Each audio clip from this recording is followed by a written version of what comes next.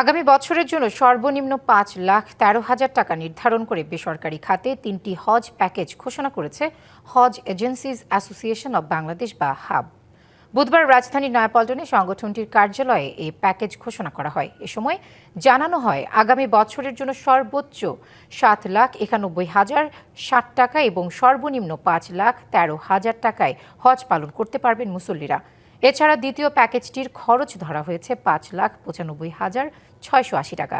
এদিকে মঙ্গলবার আগামী বছরের পবিত্র হজ পালনে প্যাকেজ ঘোষণা করে সরকার। ইতিপূর্বে হজ প্যাকেজের অর্থ পরিশোধের জন্য প্রথমে প্রাক নিবন্ধন বাবদ ৩০,০০০ টাকা পরিশোধ করা হতো এবং নিবন্ধনের সময় ই হজ সিস্টেমে বাউচার তৈরি করে ৩,৫০,০০০ টাকা পরিশোধ করা হতো।